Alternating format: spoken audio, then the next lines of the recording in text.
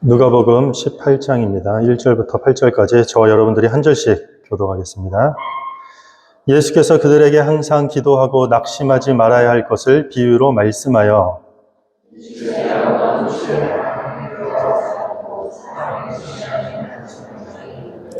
그 도시에 한 과부가 있어 자주 그에게 가서 내 원수에 대한 나의 원한을 풀어주소서 하되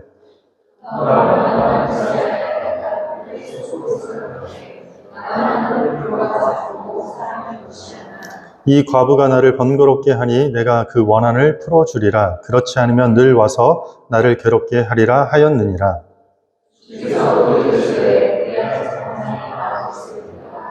하물며 하나님께서 그 밤낮 부르짖는 택하신 자들의 원한을 풀어주지 아니하시겠느냐? 그들에게 오래 참으시겠느냐? 내가 너희에게 이르노니 속히 그 원한을 풀어주리라. 그러나 인자가 올 때 세상에서 믿음을 보겠느냐 하시니라. 아멘. 자신을 더럽히지 않는 믿음, 자신을 더럽히지 않는 믿음이라는 주제로 하나님 말씀을 증거하도록 하겠습니다. 2003년 미국 캘리포니아주의 지방 법원에서 있었던 실제 사건의 이야기입니다. 미국 LA에 위치한 5층 상가 건물에 2층의 교회가 임대해서 예배를 드리기 시작했습니다. 그런데 어느 날 그 지하에 술집이 들어왔습니다. 주일에는 교회에서 예배도 드리고 교회 학교 아이들과 조용하고 경건한 분위기가 필요한데 술집이 영업이 잘 돼서 주일에도 손님이 많아지면서 소란스럽게 되면서 교회 예배가 방해가 된 것입니다. 그래서 교회 목사님과 장로님들이 모여서 고심하던 가운데 기도하기로 했습니다. 기도의 내용은 그 술집이 망하도록 합심하여 기도합시다. 뜻을 모아 기도하게 되었고 그러던 중 정확히 325일 만에 1년이 다 지나기 전에 술집에 화재가 나서 불이 나게 됐다고 합니다. 이에 잔뜩 화가 난 술집 주인이 교회가 망하라고 기도해서 술집에 불이 났기 때문에 캘리포니아주 지방법원에 손해배상 청구 소송을 제기했습니다.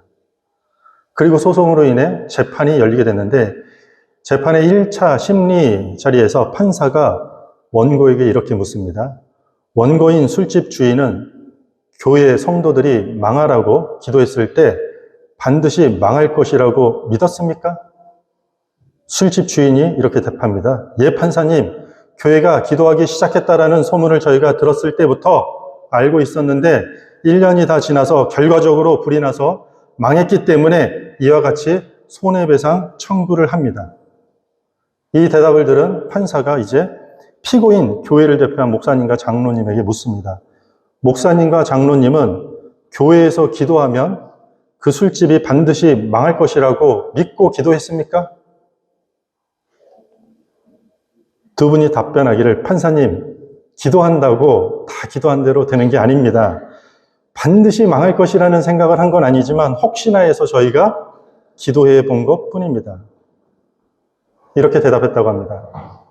그러자 판사가 실소를 하면서 원고인 술집 주인에게 이렇게 이야기합니다. 원고는 교회도 안 나가면서 기도의 응답이 반드시 있다고 믿고 소송을 제기했으니 이제는 교회도 나가고 업종도 술집 말고 다른 건전한 업종을 선택하는 일을 하는 것이 좋겠습니다. 그리고 피고인 목사와 장로는 기도에 대한 응답이 확신도 없으면서 기도하는 목사님과 장로가 어떻게 교회를, 성도들을 이끌 수 있겠습니까? 다른 일 하는 게 좋겠습니다. 라고 1차 심리 판결이 됐다고 합니다. 여러분들은 어떻게 생각하십니까? 기도는 안 해도 기도의 응답은 믿는 편이십니까? 나는 기도하지 않지만 기도해 주세요. 그러면 그 기도가 응답될 것이라고 믿는 편입니까? 아니면 기도는 하는데, 열심히 기도는 하는데 그 기도가 다 응답될 거라고는, 한 기도가 10개 기도하면 10가지가 다 응답될 거라고는 믿지 않으면서도 여전히 기도를 하고 계십니까? 많은 그리스도인들이 이 기도 응답에 대해 관심이 상당히 많습니다.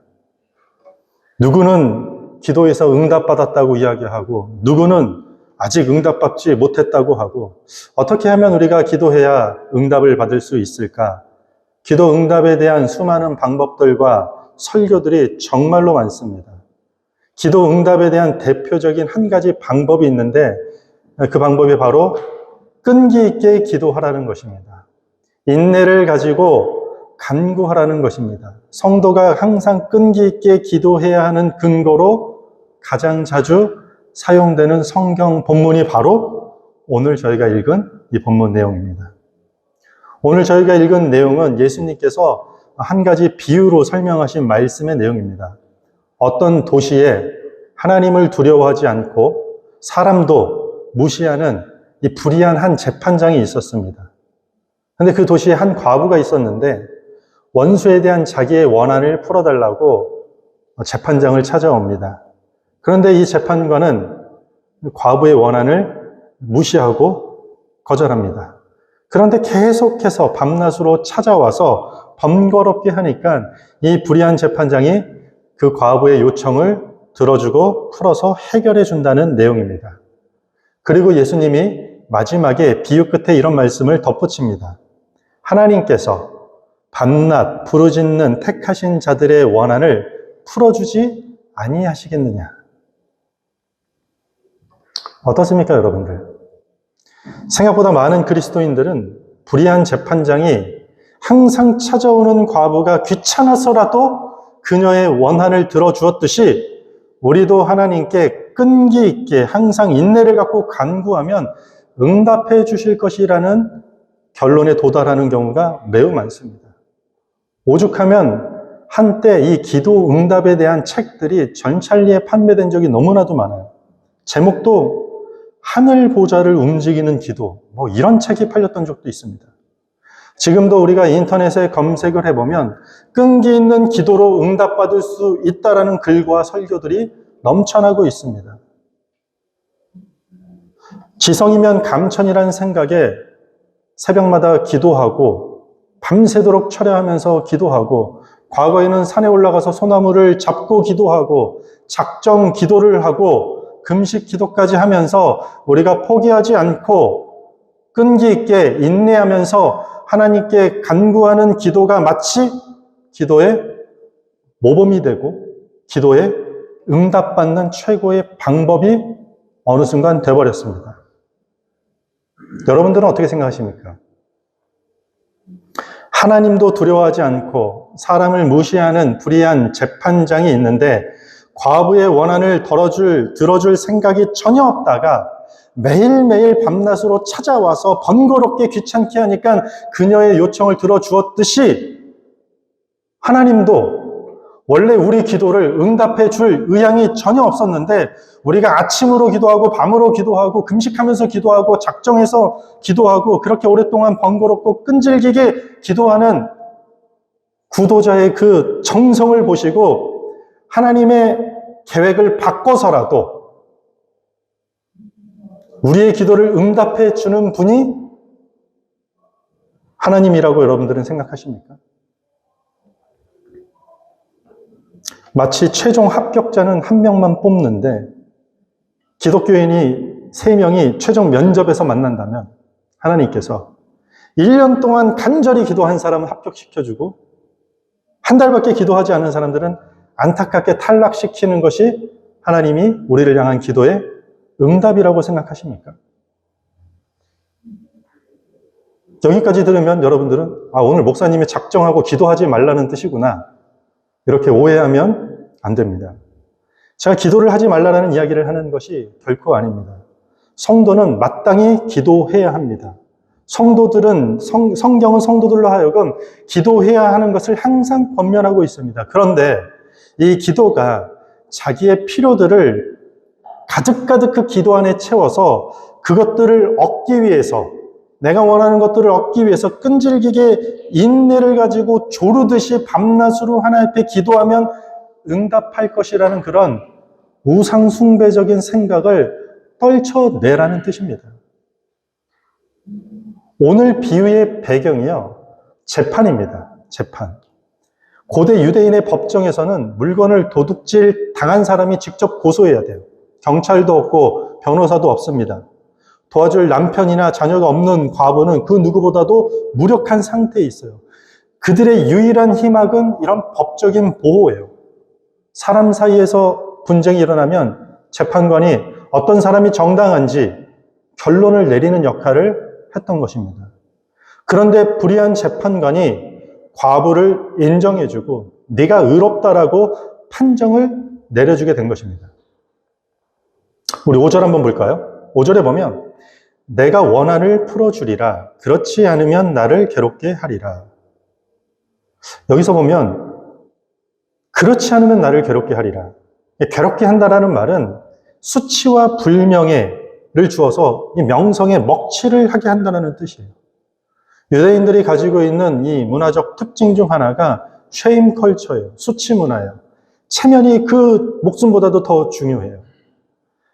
안식일에 뛰다가 죽는 것보다 뛰지 않고 걷다가 장렬히 전사하는 게 더 멋지다라고, 부끄럽지 않은 일이라고 생각하는 민족이에요. 선민의식에 가득 차 있었기 때문에 불명예스러운 이 수치스러운 것을 목숨보다도 더 귀하게 여겼는 것이에요. 그런데 아무런 힘이 없는 과부가 하나님도 두려워하지 않고 사람도 무시하는 이 불의한 재판관에게 수치와 명예를 주어서 어떻게 그 명성에 먹칠을 할 수 있게 되었을까요? 그 내용에 대해서는 오늘 성경이 이야기하고 있지 않지만 이게 단순히 끈질기게 졸라서 단순히 자주 찾아가서 계속해서 번거롭게 했기 때문에 가능한 일은 아니라는 것입니다. 과부의 요청은 내 원수에 대한 나의 원한을 풀어주시옵소서. 내 원한을 풀어주소서입니다. 원한을 풀어달라는 말은 원어적인 의미로는 정당한 권리를 찾아달라는 말이에요. NIV 영어 성경에서는 정의를 실현해달라고 번역을 했습니다. 과부는 당시 사회에서 도움을 받지 못하는 사람의 대표로 지금 나와 있는 것이에요. 재판은 그녀가 유일하게 정의에 호소할 수 있는 길이에요. 재판의 권위에 정의를 호소하고 있는 것이에요. 비록 자신이 과부라는 힘이 없는 약자의 입장에 서 있지만 그 불의한 재판장이라 할지라도 그에게 큰 불명예를 안길 만큼 그녀의 요청이 너무너무나도 정당한 권리였고 아주 정의로운 사건이었다는 것입니다. 그녀의 요청은 불의한 재판장이라도 해결해주지 않을 수 없을 만큼 매우 정당하고 정의로운 요청이었다는 뜻입니다. 이것은 기도 응답에 대한 메시지가 아니라 불의와 정의를 대조시키고 있는 본문입니다. 우리는 이 본문을 가지고 불의한 재판장과 하나님을 비교하는 것이 아니라 대조해야 되는 것이에요. 불의한 재판장은 정의로운 호소에 결국 무너지는 이야기입니다. 왜냐하면 그가 불의하기 때문에 하나님을 두려워하지 않고 사람을 무시하고 자기 체면만 중요시하기 때문입니다. 하지만 결국에는 과부의 정의로움에 불의한 재판장이 굴복하게 되는 것입니다. 그러나 하나님은 어떻죠? 정의롭기 때문에 결코 불의에 무너지지 않는다라는 이야기입니다. 예수님은 지금 왜 이런 비유로 말씀을 하고 계실까요? 1절이 그것을 설명하고 있습니다. 1절에 보시면 예수께서 그들에게 항상 기도하고 낙심하지 말아야 할 것을 비유로 말씀하여. 이 본문의 비유를요, 오해하면 안 돼요.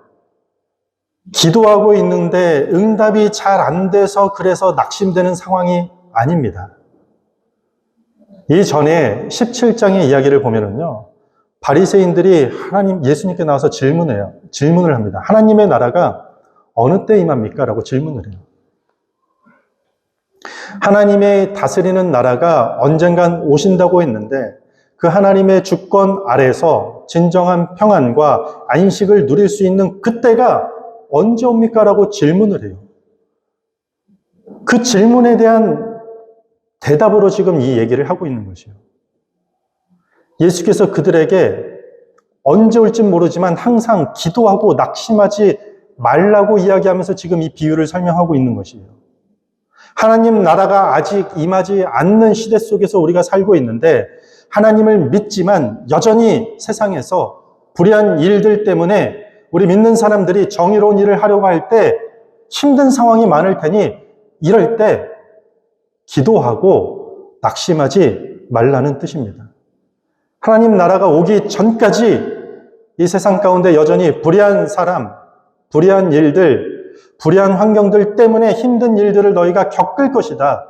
그리스도인이라는 이유로 우리가 정의를 외치고 공의를 삶 속에서 실현하려고 해도 겪는 어려움들이 있을 것이다.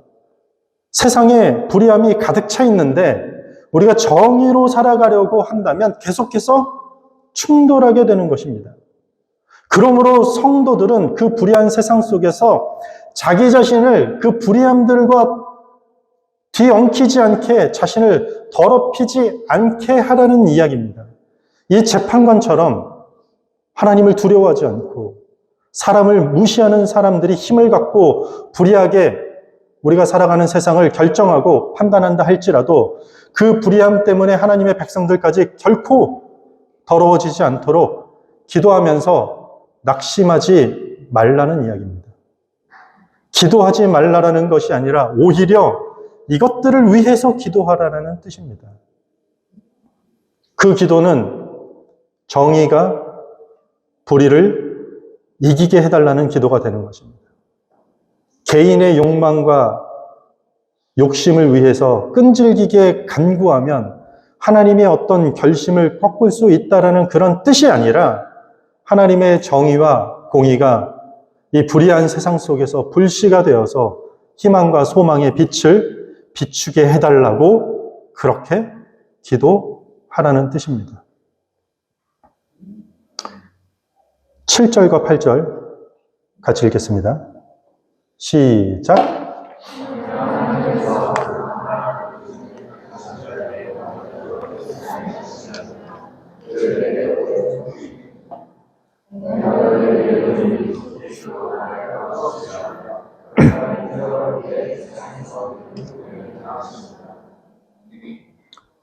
우리의 기도가 정의와 공의를 구할 때 그것이 실현될 날이 그리 오래 걸리지 않는다는 것입니다.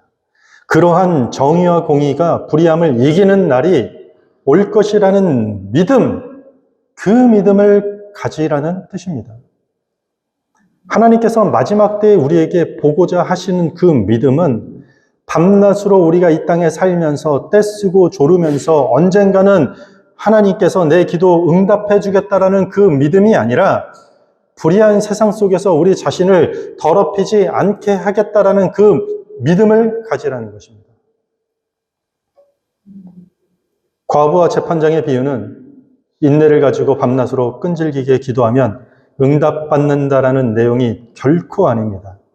불의한 세상 속에 산다 할지라도 언젠간 정의가 불의를 이긴다라는 희망의 메시지를 우리로 하여금 전달하고 있는 것입니다. 여러분들 시편 23편 잘 아시죠? 시편 23편 1절부터 3절을 보면요. 여호와는 나의 목자시니 내게 부족함이 없으리로다. 그가 나를 푸른 풀밭에 누이시며 쉴 만한 물가로 인도하시는도다. 내 영혼을 소생시키시고 자기 이름을 위하여 의의 길로 인도하시는도다. 우리를 푸른 풀밭과 쉴 만한 물가로 인도하시고 우리의 영혼을 소생시키는 이유가 자기 이름을 위하여 우리를 정의로운 길로 인도한다는 것이죠. 하나님의 영광을 위해서 우리를 정의로운 길로 인도하신다는 것이에요. 끈질기게 매달리는 우리의 기도 제목을 위해서 불철주야 일하시는 분이 아니라 마치 영화에서 보는 하나님이 수많은 기도 제목을 포스트잇에 방에 붙여놓고서 하나씩 쉬지 않고 응답해주는 그런 하나님이 아니라 정의로운 하나님은 자신의 정의로움을 위해서 우리를 푸른 풀밭으로 인도하시고 쉴 만한 물가로 정의로운 길로 인도하시고 우리의 영혼을 소생시킨다라는 것입니다. 앞서 이야기한 술집을 망하게 해달라는 기도는 불의한 세상 속에서 나도 함께 더러워지겠다라는 뜻에 불과합니다. 술집 주인이 출근 전에 예배의 자리에 나와서 하나님 예배하게 해주세요. 우리 교회가 그들에게 먹을 것을 나눠주고 모범이 되어서 감동을 주고 은혜를 끼치는 그런 사랑으로 섬기는 공동체가 되게 해달라는 기도를 해야 됐던 것입니다. 그렇게 정의로 불의함을 이기게 해달라고 기도하라는 뜻입니다. 이것이 우리 자신을 더럽히지 않는 믿음이라고 할 수 있습니다. 그러면 우리의 기도는 어떠해야 됩니까? 소외당하는 저 사람에게 하나님 제가 위로가 되길 원합니다. 어려운 사람들에게 제가 하나님 조금이라도 도움이 되게 해 주시옵소서. 슬픔과 절망에 빠진 사람들에게 하나님 부족하지만 나와 함께 하시는 하나님을 믿고 갈 때 제가 그들에게 기쁨과 소망을 전하는 메신저가 되게 해 주시옵소서. 우울증에 사로잡힌 저들에게 하나님의 말씀이 그들 가운데 심겨져서 치유의 역사가 일어나게 해 주시옵소서. 불의한 세상 속에서 우리 믿는 교회 공동체 모든 한 사람 한 사람이 낭망하지 않도록 원수를 원수로 갚지 않고 사랑으로 품을 수 있는 넉넉한 믿음의 소유, 그런 교회 공동체가 되게 해 주시옵소서. 이렇게 밤낮 부르짖는 하나님의 백성들의 요청을 하나님은 절대로 묵살하지 않고 들어주시겠다라는 뜻입니다. 하나님은 그때 비로소 우리를 불의함으로 우리가 더럽히지 않게 하실 것입니다. 감당치 못할 시험은 주지도 않고 감당 못할 시험은 피할 길로 우리를 인도하실 것입니다. 위로를 주시고 소망을 주시고 우리에게 새 힘을 주실 것입니다. 때로 내가 하지 못하는 상황 가운데 놓여 있으면 돕는 자를 보내시고 함께할 동역자를 만나게 하시고 든든한 멘토를 보내주실 것입니다. 불의한 세상에서 지치지 않고 우리가 정의로 살아갈 만한 힘과 능력을 때에 따라 부어주실 것입니다. 우리를 그렇게 불의한 것들로 하여금 물들지 않고 정의로 불의함들을 이길 수 있게 하실 것입니다. 우리가 살아가는 사회가 어떻습니까? 지난 한 주간 온라인 속에 접했던 뉴스는 어떻습니까? 이스라엘 가자 지구에 포탄이 왔다 갔다 하고 역사적 상처, 경제적 이익, 사회적인 어떤 이념, 때로는 종교적 신념 때문에 21세기 오늘날에도 여전히 전쟁이 그치지 않고 있습니다. 우리는 총과 포탄을 쏘아서 사람을 학살하는 일들을 벌어지는 불의한 시대 속에 살고 있습니다. 아니, 우리는 지금 살인을 하거나 전쟁을 하고 있지 않지만 미움과 비난, 악플, 뒷담, 자기중심적이고 이기적인 불의한 가치관 속에 우리는 여전히 살고 있습니다. 우리는 기도해야만 합니다. 이런 불의한 가치관 속에서 우리가 더럽히지 않도록 하나님, 저희를 정의롭게 붙들어 달라고 기도해야 하는 것입니다. 하나님의 정의와 공의가 이 불의한 세상을 설득하게 해달라고 기도해야 하는 것입니다. 하나님의 정의가 이 불의한 세상을 치유하고 회복시킬 것이라는 그 믿음으로 우리는 기도해야 될 것입니다.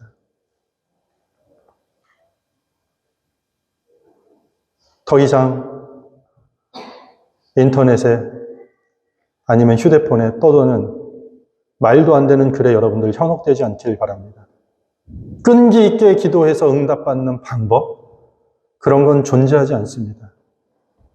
그게 고행을 쌓아서 자기 수련하는 것이지 하나님의 은혜가 여기에 설 자리가 어디 있겠습니까?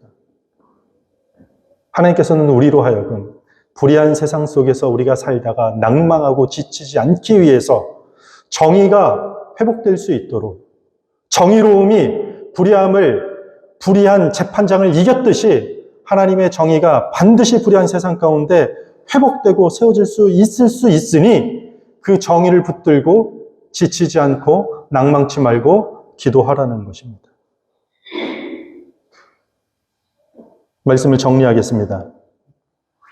하나님은 의로운 재판장이시기 때문에 결코 자기 백성들을 고아와 같이 내버려 두지 않으십니다. 우리의 삶은 공동묘지나 납골당해서 끝나는 것이 절대로 아닙니다. 하나님의 때가 되면 언젠간 정의가 강같이 흐르고 하나님의 공의가 마르지 않는 강처럼 흘러 넘칠 날이 올 것입니다. 성경은 그것에 대한 소망을 우리로 하여금 이야기하고 있고 그 소망을 붙들고 이 세상을 담대히 살아가라고 전하고 있습니다. 그때까지 불의함이 넘실대는 세상 가운데 거한다 할지라도 정의로 살아가는 그리스도인이 되시기 바랍니다.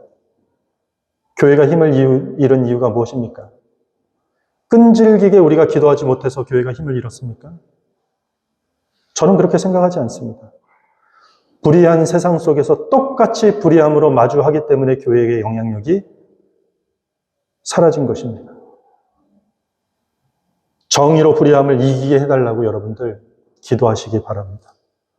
여러분들 교회 문 밖을 나가면, 아니 여러분들이 접하는 수많은 환경 가운데 불의한 일들이 얼마나 많습니까?